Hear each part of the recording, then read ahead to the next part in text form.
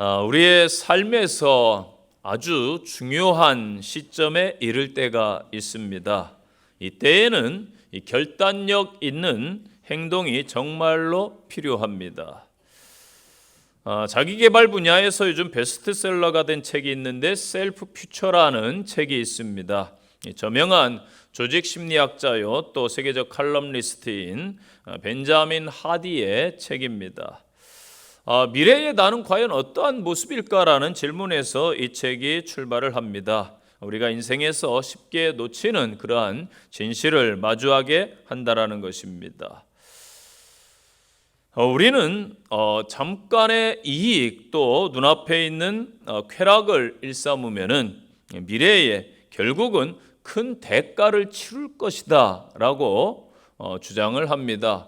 당연한 이야기 같은데 또 저명한 학자가 이야기하면은 좀 다르게 우리에게 다가오는 것 같습니다. 2년 후, 5년 후, 또 10년 후의 내 모습은 지금과는 완전히 다르다라는 것입니다.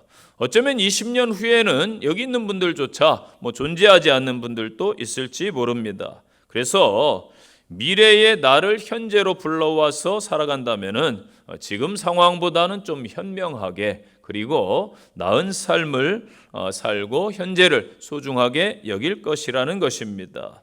그래서 113쪽에 보면은 미래의 나는 고정불변한 모습은 아니라는 것이죠. 삶에 나아갈 방향은 무궁무진한데 현재의 내가 미래의 나를 분명히 만날 날이 있다라고 이야기를 합니다.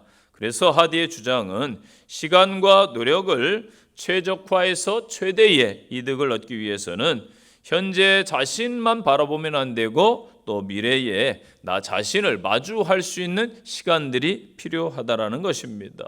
그래서 네빌 코다드의 말을 인용합니다. 내가 원하는 사람이 된다는 의식을 가지면은 현재의 상태에서 구원을 받을 것이다. 하디가 논의하는 내용 중에 이 접근 행동과 회피 행동이라는 용어가 나옵니다. 이 80%의 사람들은 스스로 회피하는 것을 삶에서 선택을 한다. 그러나 20%의 사람들은 접근하는 것을 선택한다라는 것입니다. 예를 들어서 일을 함에 있어서 자아 성취 또 승진을 위해서 열심히 일하는 사람을 이 접근 행동을 하는 사람이고 마지못해 일하는 사람 또 현재 있는 것을 잃지 않기 위해서 먹고 살기 위해서 일하는 사람은 회피의 사람이라는 것입니다. 그래서 모든 문제는 정말로 현재 미래를 준비하며 살아가는 결단력이 있어야 된다라고 주장을 하는 것입니다. 여러분, 영적인 삶도 마찬가지입니다. 현재 내가 하나님 앞에 어떠한 모습으로 서 있는가, 또한 과연 미래의 나의 모습, 나의 미래의 신앙의 모습은 어떨 것인가 생각을 하면서 신앙생활을 하라는 것입니다. 오늘 본문 여호수아는 그동안 가나안의 정복 전쟁의 사명을 충실하게 수행한 인물입니다. 이제 그는 나이가 많아서 죽음을 목전에 두고 있습니다. 자기의 인생을 마감할 때입니다. 그도 모세처럼 지금까지 자기가 이끌어온 사랑했던 이스라엘 동족, 그 이스라엘 백성들을 세겜이라는 지역에 모아놓고 신앙의 당부를 하는 것입니다. 신앙의 결단을 촉구하고 있는 것입니다. 오늘 우리도 여호수아를 통해 주시는 말씀을 가슴 깊이 새겨야 될 줄로 믿습니다. 첫 번째 주시는 말씀은 신앙의 결단에서 하나님만 섬겨라, 그렇게 말씀을 주고 있습니다. 14절, 이제는 여호와를 경외하며 온전함과 진실함으로 그를 섬기라. 너희의 조상들이 강 저쪽과 애굽에서 섬기던 신들을 치워버리고 여호와만 섬기라. 아멘.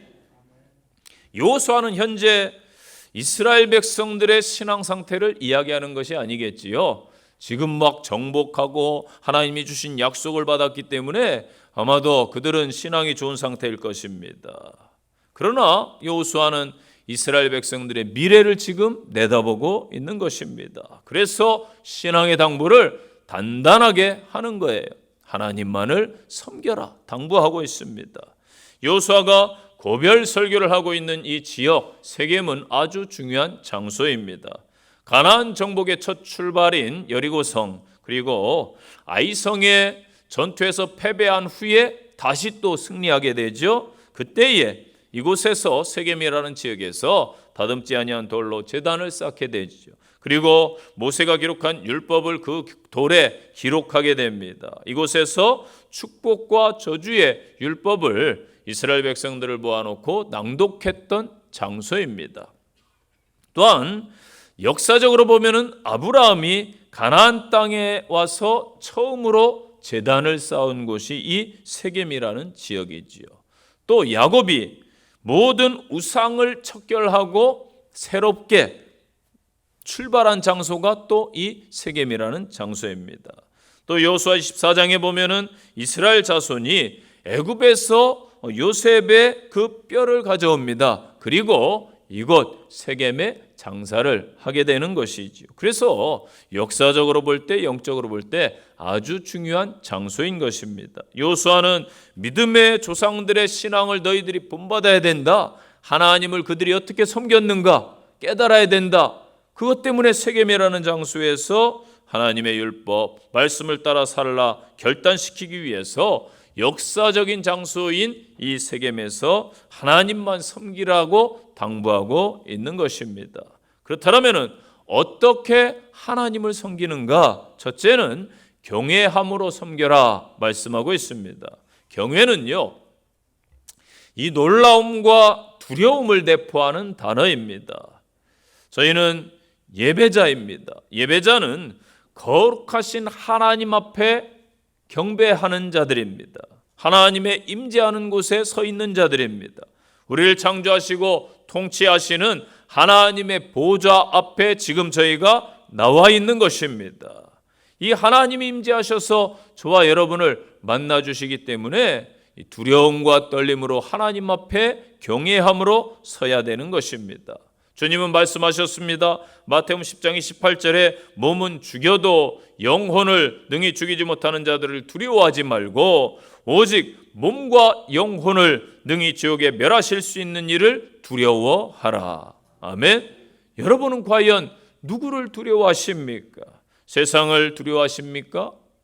세상은 두려워할 필요가 없어요. 우리 예수님께서 이미 이기신 줄로 믿으시기를 바랍니다. 하나님을 두려워하심으로, 하나님을 공경하심으로 남은 인생 하나님 앞에 서시기를 바랍니다. 그리하면은 그 크신 하나님의 은혜가 우리의 삶에 임할 줄로 믿습니다. 두 번째는 온전함과 진실함으로 하나님을 섬겨라. 온전함은 다른 말로 순수함, 그렇게 번역할 수 있어요. 저희의 신앙은 순수해야 돼요. 예배의 자리에 누가 나오라 해서 나오는 것도 아니고 하나님이 나와 함께 주신 그 사랑과 은혜, 구원받음에 감사해서 나와야 될 줄로 믿습니다. 그래야 하나님이 기뻐하시는 거예요. 사람들도요, 순수한 사람은 인정을 받아야 돼요. 그런데 지금은 순수한 사람은 바보야, 멍청이야 이렇게 이야기하는 시대가 되었어요. 이거 잘못된 것입니다. 의도가 있고 순수하지 못하다라면 누가 그 사람을 가까이 하겠습니까? 또한 진실한 사람이 이 시대에 필요하죠. 왜? 거짓이 너무나 많기 때문에. 지금 거짓으로 이 세상이 덮여 있어요. 진실의 또 다른 뜻은 견고하다, 확실하다 이러한 뜻입니다. 여러분의 하나님에 대한 사랑과 믿음이 확실하고 견고하십니까? 아멘. 아멘을 못하면 금방 흔들리는 변덕 부리는 믿음이 되는 거예요.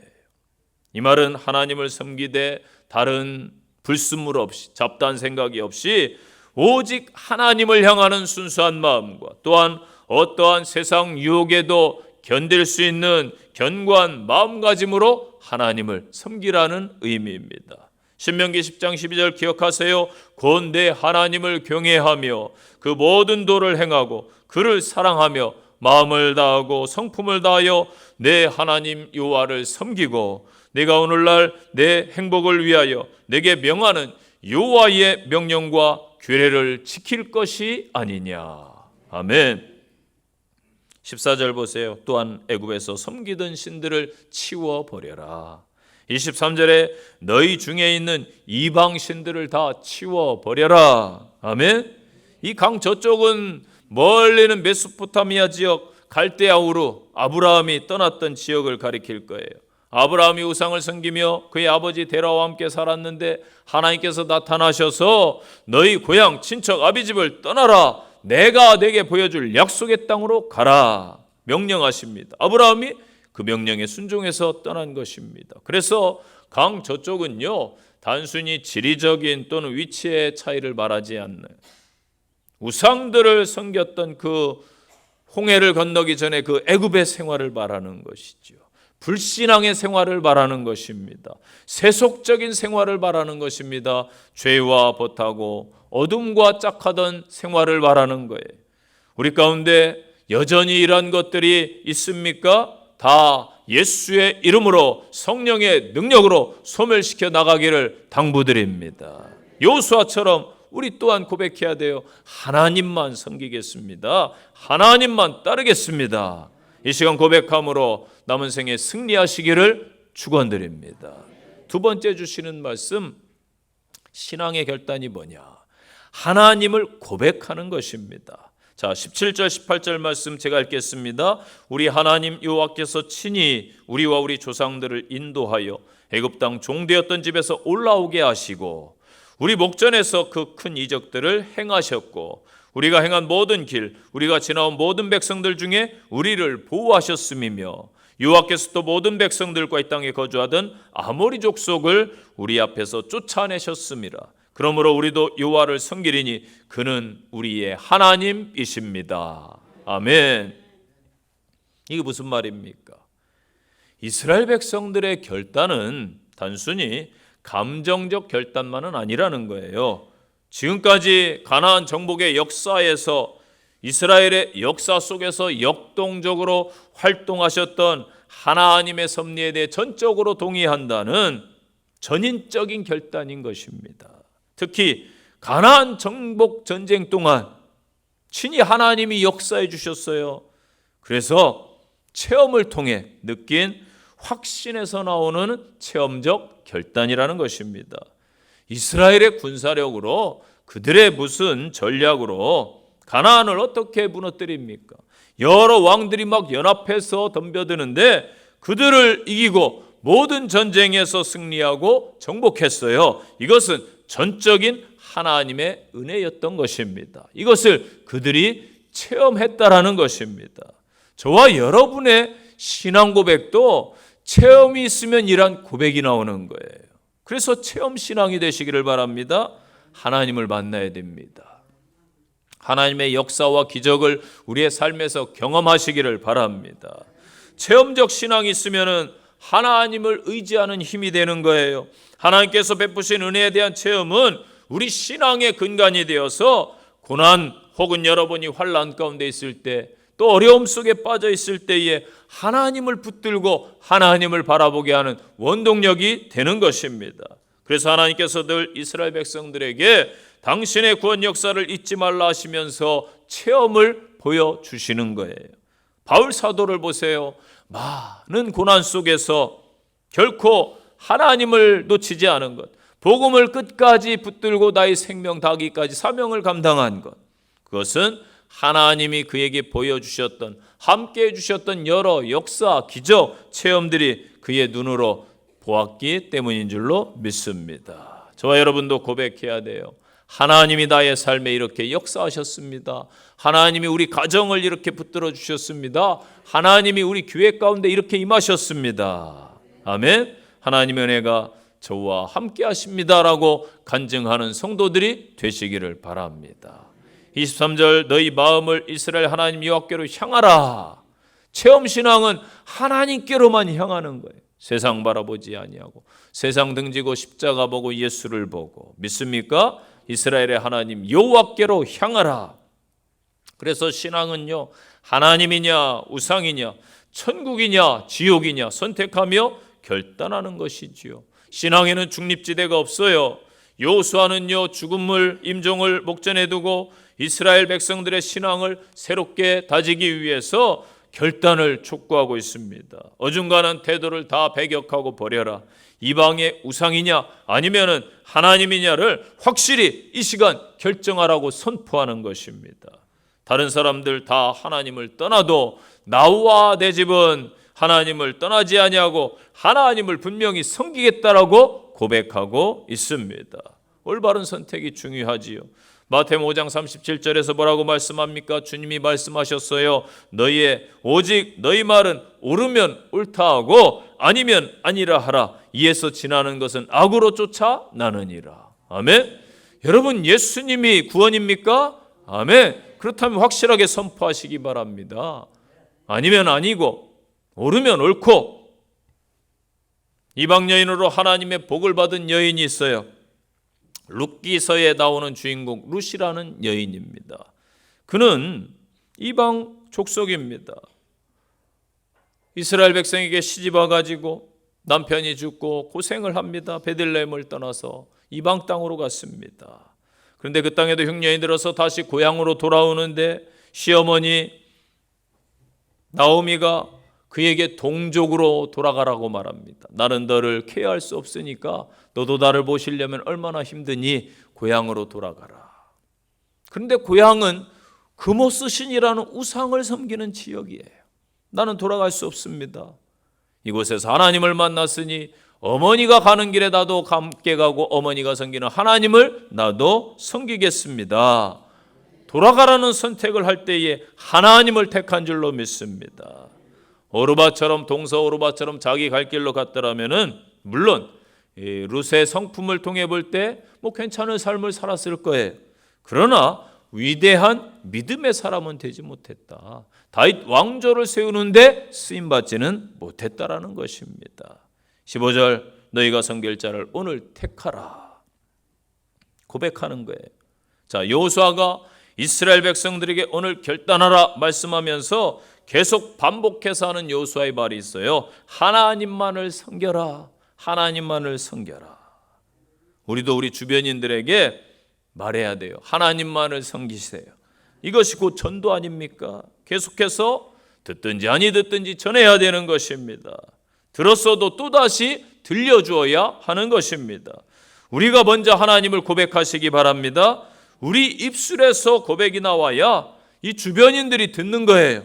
이것이 곧 복음의 선포인 줄로 믿습니다. 아방 시대 능력 있는 선지자 엘리야, 그 많은 거짓 선지자들, 그 많은 악한 선지자들의 위세와 이세벨의 협박, 위협에 전혀 그는 주눅들지 않았어요. 왜? 자기는 하나님의 역사를 늘 경험하고 있거든요. 하나님이 함께 하셔서 불을 하나님이 내리실 것을 믿고 있거든요. 그러면서 이스라엘 백성들에게 제단을 쌓아놓고 하나님 앞에 기도하기 전에 선택을 하라고 합니다. 여러분, 하나님의 불이 임하면 이미 늦어요. 심판 전에 우리는 선택해야 될 줄로 믿습니다. 그래서 바알이냐 하나님이냐 세상이냐 교회냐 노선을 분명히 하라는 것이지요. 그래서 신앙은 회색지대가 아니에요. 분명해야 됩니다. 예배자냐 예배자가 아니냐, 하나님이냐 세상이냐, 순종이냐 불순종이냐. 우리는 늘 하나님 앞에 우리의 신앙을 고백함으로 신앙의 결단의 모습으로 온전히 서시기를 축원드립니다. 세 번째 주시는 말씀, 하나님을 너희들이 떠날 때 어떤 결과가 있다라고 여호수아가 당부하는 거예요. 그게 19절 20절 말씀입니다. 20절 제가 읽습니다. 만일 너희가 여호와를 버리고 이방신들을 섬기면 너희에게 복을 내리신 후에라도 돌이켜 너희에게 재앙을 내리시고 너희를 멸하시리라. 아멘. 지금 이들이 복 받았어요. 가나안 땅을 받았습니다. 정복했어요. 그런 후일지라도 하나님의 약속, 하나님을 떠나면은 너희들 재앙이 임한다. 그리고 너희를 멸하실 거야.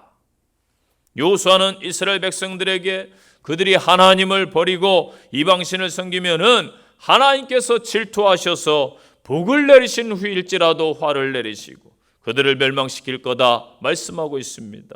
여호수아가 이와 같이 강한 위협적인 어조로 이 말을 사용한 것은 이스라엘 백성들의 신앙적인 결단이 결코 변해서는 안 된다는 사실을 역설적으로 강조하기 위해서입니다. 왜냐하면요, 이스라엘이 정복한 가나안 땅에는 이방의 우상 문화가 너무나 많습니다. 뿌리 깊이 내려 있기 때문에 그들에게 올무와 덫이 되는 소지가 충분히 있었기 때문입니다. 실제로 이스라엘 역사를 통해 볼 때에 이스라엘은 하나님을 잘 섬길 때는 축복을 받았어요. 그러나 하나님을 버리고 이방 우상을 따라갔을 때에는 어김없이 하나님의 심판이 임했다라는 사실입니다. 하나님께서 저와 여러분에게 좋은 것을 주시든 나쁜 것을 주시든 이것은 전능하신 하나님께서 자신의 언약 백성들에게 행하시는 일이므로 그 통제권은 전적으로 하나님이 가지고 계신 것입니다. 그러나 이 양단 간에 어느 것을 무분별하게 주시는 것이 아니라 백성들이 어떻게 행하느냐 이것에 따라 결정되는 거예요. 자, 보세요. 그 행함의 판단 기준이 무엇일까요? 하나님이 원하시는 거룩함이라는 것입니다. 거룩함. 이 거룩함은 하나님을 섬기느냐 아니면은 세상 우상을 따라가느냐이죠. 이스라엘 백성들이 우상 숭배를 함으로 하나님의 거룩함에 반할 경우에는 언약 관계가 파괴된 상황에서 하나님께서 그들을 멸망시킬 것이다라고 말씀하는 거예요. 실제로 이스라엘 백성들은요, 여호수아 사후에 하나님을 떠나요. 그 앞에서 악을 행하다가 이방인들의 압제를 계속 받게 되고 사사들이 와서 좀 구해주면 좀 회개하다가 또 지나면 또 이방 땅에 징계를 받습니다. 그래서 하나님의 징계를 실제 여러 번 받죠. 이게 이제 여호수아 사후의 사사기의 내용이라는 것입니다. 그럼에도 불구하고 이스라엘이 진멸되지 않은 것은 오로지 하나님의 자비하심과 하나님의 긍휼히 여기심 때문인 줄로 믿습니다. 누가복음 15장에 탕자의 비유를 왜 주셨을까요? 탕자의 비유가 나오죠. 탕자가 아버지 집을 떠나면은 잔소리도 안 들을 것 같고 부모의 간섭도 없고 여러모로 편할 줄 알았습니다. 그래서 내 마음대로 사는 게 자유, 세상 쾌락을 쫓는 것이 참 인생의 맛인 줄 알았습니다. 처음에는 좋았는데 갈수록 핍절하고 어려움이 찾아옵니다. 이처럼 오늘날 사람들이 하나님을 떠나서 세상을 향해 갑니다. 내 마음대로 사는 것도 여러분 어느 때까지입니다. 어느 때까지예요. 제가 어제 목장 모임이 있어가지고 젊은이들과 농구를 했어요. 이제 마음은 아직도 그들을 이길 것 같더라고요. 운동하면 저도 옛날에 한 운동 했거든요. 그런데요, 그 조금 하고 나서 아침에 일어나는데 여기 아프고 저기 아프고 걷는 것도 그냥 삐그덕거리고. 여러분, 때가 있어요. 때가 어느 순간이 지나면은 하나님 앞에 다 서야 됩니다. 내 마음대로 사는 것도 영원할 것 같지요. 아버지 집으로 탕자가 돌아갈 때가 있어요. 빨리 깨닫는 은혜가 임하시기를 바랍니다. 중국에는 멸망길로 가는 거잖아요. 세상을 따라가고 우상을 따라가면. 그래서 절대 하나님의 주권을 떠나시면 안 되는 거예요. 하나님의 말씀 안에, 하나님의 그 귀한 은혜 안에 거하는 믿음의 성도들 되시기를 바랍니다. 은혜 안에 있어야 돼요. 대한민국이 얼마나 좋은지요. 외국 관광객들이 와서 놀라는 게 있대요. 아니, 길바닥에 어떻게 휴대폰 보는 사람 위에서 길바닥에 신호등을 깔아놨어요. 아시지요? 녹색불 들어오잖아요. 빨간불 들어오고. 그거에 놀란대요. 그리고 여름에 와가지고 그늘막 있는 거 보고 깜짝깜짝 놀란다고 그래요. 진짜 좋더라고요. 사거리 같은데 뜨거운데 잠깐 그 그늘막 들어가도 시원하잖아요. 여러분, 세상 그늘이 아니라 하나님의 은혜의 그늘 안에 거하시기를 바랍니다. 여리고성을 정복할 때에 안타깝게도 여호수아의 명령 불순종해가지고 이 아간이라는 사람이 자기 욕심을 위해서 감췄어요. 죄를 범했죠. 그 결과 가족들과 함께 다 멸망한 거예요. 이스라엘의 초대왕 사울왕 보세요. 잘했어요. 그러나 하나님의 말씀에 불순종했어요. 다 안 지킨 게 아닙니다. 다 지키고 몇 가지 안 지켰어요. 우리의 심정이 그래요. 이것도 지키고 저것도 내가 했잖아요. 여러분, 한 가지만 안 했어도 이건 불순종인 거예요. 하나님의 말씀대로 해야 됩니다. 자기 생각으로 행하는 게 곧 불순종이에요. 그래서 하나님의 제사를 멸시하지 않습니까? 그 결과 사울 왕과 그의 아들들이 비참하게 전쟁터에서 죽는 비극을 맞이합니다. 오늘날도 마찬가지예요.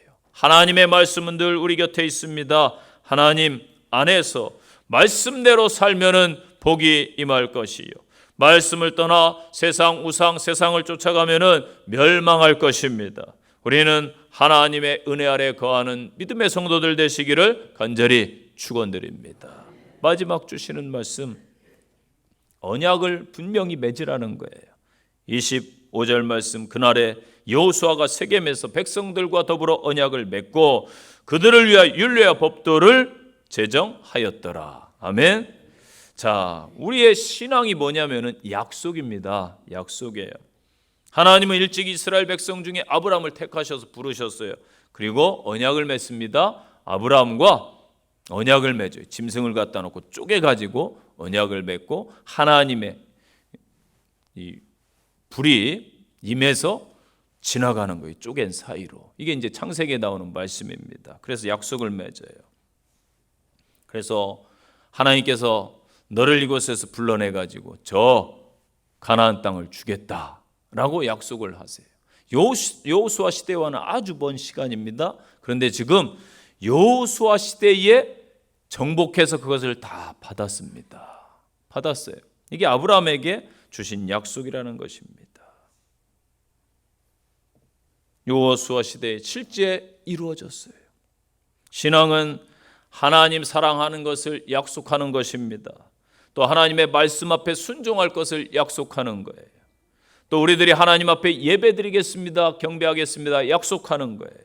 또한 하나님의 은혜를 잊지 않겠습니다라고 약속하는 것이죠. 또 주신 말씀을 잘 지켜가겠습니다. 이게 약속입니다. 또 예수님께서 우리에게 명령하신 바를 순종하면서 전도하며 사명 감당하며 살겠습니다. 이게 다 약속이에요. 그래서 신앙은 하나님과 저희들의 약속입니다. 현재 우리가 사는 이 시대도 약속이 아주 중요하지요. 늘 우리는 약속을 합니다.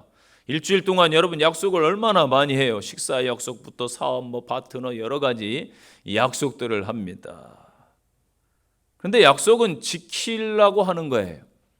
그런데 약속을 꼭 안 지키는 사람들이 있으니까 문제인 거예요.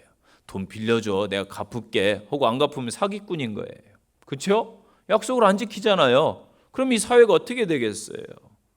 그래서 사람과의 사이에서도 약속을 한두 번 실수로 정말 형편이 안 되고 여러 상황 때문에 안 지킬 수는 있어요. 그런데 매번 볼 때마다 안 지켜. 그럼 어떻게 해야 될까요? 빨리 요즘 말로 손절을 해야 돼요. 내 인생에 도움이 안 돼요. 하나님과의 약속도 마찬가지예요. 사람과의 약속도 마찬가지예요. 약속을 했으면 여러분 최대한 지키려고 노력을 해야 되는 것이죠. 그래서 때로는 해로울지라도 약속한 것을 어떻게 해야 돼요? 지켜야 되는 거예요. 이스라엘 여호수아가 기브온 민족과 약속을 했어요. 하나님의 이름으로. 그런데 나중에 보니까 멀리서 온 족속인 줄 알았더니 옆 동네 가나안, 그것도 강한 족속이에요. 인구도 많고 용맹한 족속이었어요. 하나님의 은혜로 그들을 붙여주셨어요. 그래서 하나님의 무슨 귀한 뜻이 있겠거니 하고 해로울지라도 그들은 약속을 지킵니다. 여기서 언약을 맺다, 원어로 보면은 약속을 자르다, 카라트라는 단어가 있어요. 이게 뭐냐면은 자른다, 커트, 영어도 자른다 아닙니까? 그래서 이 하나님의 이 언약을 맺는다라는 것은 약속을 자르다, 이게 무슨 말이냐면은 약속과 자르다가 결합된 말입니다.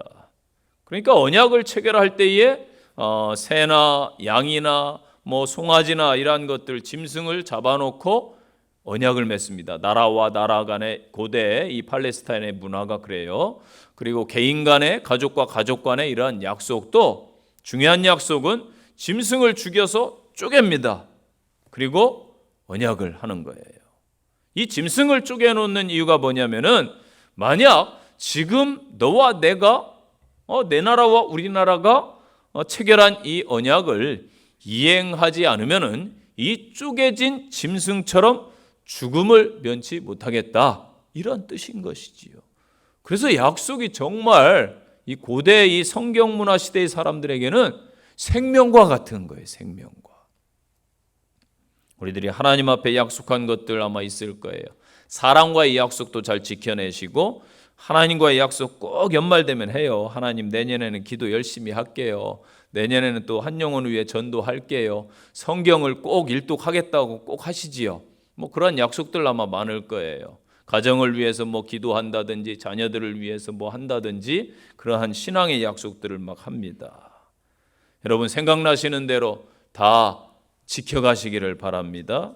왜 하나님께서 이스라엘 백성들과 언약을 맺습니까? 왜 약속을 합니까? 그들에게 복을 주기 위해서예요. 하나님의 말씀과 규례를 잘 따라가면은 복이 되는 거예요.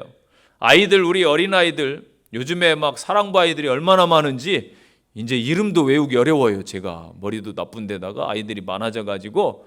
그런데 아이들 정말 예쁘죠. 그래서 제가 예쁘다 예쁘다 하면은 부모님들의 눈빛이 집에서는 아닌데 목사님 앞에서만 애들이 쌩글쌩글 연기도 잘해? 이러면서 그런 눈빛으로 저한테 신호를 쏴요. 4살 때 참 속썩이고 학교 가기 전에 뭐 그렇게 미운 뭐 7살 이러는데 뭐 그렇게 할머니 부모님이 막 애들 그렇게 왜 그래요? 케어하고 왜 그래요? 자꾸 사람의 본성은 아이 때부터 왜 그리 하지 말라는 건 골라서 하는지. 그렇죠? 키워봐야 부모님이 이렇게 나를 힘들게 키우셨구나, 그걸 깨달을 수가 있겠더라고요. 그래서 아이들이 그래요. 그런데도 공부해라 잔소리하죠. 부모님은. 왜 해요? 잘 되는 길이니까 아이들이. 그런데 청소년기에는 놀고 싶고 말이지, 내 하고 싶은 대로 하고 싶은데 왜 부모님은 간섭이야, 이렇게 우리 학생들 아마 여길 거예요. 그러나 이것이 다 부모가 사랑해서 사실은 그러한 것이지요. 하나님도 똑같습니다. 우리에게 율례와 법도를 제정해 주신 이유가 있어요. 다 우리들이 그 하나님의 말씀대로 살면은 잘 되는 거예요. 매뉴얼이 중요합니다, 여러분. 작은 뭐 상품을 하나, 전자제품을 사도 요즘 아이들은 막 머리가 명석해서 막 그냥 해보면 되던데 사용 설명서를 잘 봐야 돼요. 잘 보고 해야 빠른 거예요. 그래서 나라에서 지키라는 법도 잘 지키면은 걱정될 게 없어요. 하나님의 말씀도 마찬가지입니다. 이 율례는 호크라는 단어예요. 문서화되고 법령화된 성문법. 또 법도는 미시파트라는 단어인데 이 법률적인 성격을 지닌 지시 또는 이 명령, 이것을 가리킵니다. 그래서 일반적으로 두 법도를 다 잘 지키면 공동체의 유익이 될 것입니다. 자, 하나님과의 약속도 마찬가지죠. 약속했으면은 실천해야 됩니다.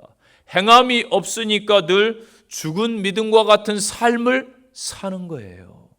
여러분, 어떤 사람은 보면은 막 활동력 있게 힘 있게 신앙생활하고 기도도 열심히 하고 그렇게 살아가는데 목사님, 저는 왜 그런지 모르겠어요. 왜 그렇긴요? 내가 그렇게 심으니까 그런 거예요. 행하지 않으니까 그러는 거예요. 경각심을 가지시고 옛날 그 고대 신앙인들처럼 이 약속 안 지키면은 짐승을 쪼개 죽이듯이 죽는구나 라고 생각을 해보세요. 누가 안 지켜요? 예를 들어서 신호 위반하면 사형이다, 이런 나라가 있다고 치십시오. 여러분 집에 가시다가 자동차 운전하다가 신호 위반 하겠어요? 절대 안 합니다. 미국도 되게 잘 지켜요. 왜냐하면 벌금이 막 엄청 세기 때문에 그렇습니다. 그래서 그러면 좋겠어요. 우리나라도 신호 위반 한 번 하는데 1,000만 원, 차 압수, 그럴 리는 없겠지만은 이러면은 누가 뭐 학교 앞에서 아이 치는 사고가 있을 것이요, 뭐 어려움이 있겠습니까? 여러분, 하나님과의 약속, 행함으로 실천함으로 우리에게 하나님의 역사가 나타남을 경험하시기를 바랍니다. 이제부터 큰 믿음 소유하세요. 큰 믿음.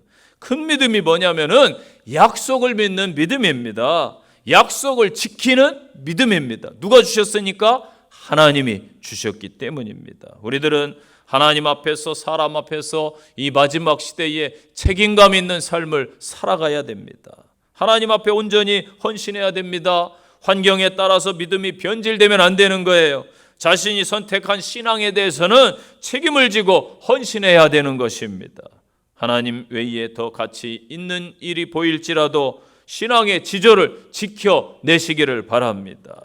요즘 흔히 쓰는 말로 사람 냄새가 안 나, 이런 이야기를 합니다. 다른 말로 사람다운 사람이 없다는 것이겠지요. 우리 이 땅에 얼마나 많은 사람들이 있고 얼마나 많은 크리스찬들이 있습니까? 우리는 사람 냄새를 풍기시기 바랍니다. 나아가서 예수 그리스도의 향기까지 풍기시기를 바랍니다. 그래야 예수의 정신으로 사는 것이고 예수의 제자 안에 말씀 안에 거하는 삶인 것입니다. 시편 103편 17절 말씀입니다. 여호와의 인자하심은 자기를 경외하는 자에게 영원부터 영원까지 이르며 그의 의인은 자손에서 자손에게 미치리라. 아멘. 저와 여러분이 복음을 듣고요, 예수님을 영접했어요. 이게 주님과 맺은 언약입니다. 예수 만나기 전에 내 마음대로 내 뜻대로 살았어요. 내가 주인이었어요. 그러나 예수님을 만나가지고 예수님이 내 인생의 주인이 되었습니다. 이제 예수의 사람답게 살겠습니다. 예수의 정신으로 살겠습니다. 예수님의 제자답게 살겠다는 것이지요. 기억하세요. 이 기독교는요, 많은 신들 중에 하나를 골라서 섬기는 것이 아니에요. 오직 유일하신 하나님 한 분만을 섬기는 것입니다. 하나님만 유일하게 생명력이 있는 신적 존재예요. 그 외에 다른 신들은요, 모두 생명력이 없는 허무한 존재입니다. 이 세상에 존재하는 모든 것은 다 하나님의 창조물이심을 믿습니까? 하나님만이 스스로 존재하는 분이십니다. 세상에 존재하는 모든 우상들, 거짓 신들 다 타락해서 부패한 사람들의 허망한 생각과 손이 만들어낸 거짓된 것들이에요. 오직 하나님만, 한 분 하나님만 바라보시면서 그 주신 약속의 말씀을 붙잡고 남은 생에 신실하게 살아가는 성도들이 되시기를 다시 한번 축복합니다. 요한복음 17장 3절 말씀 잘 아시는 말씀이에요.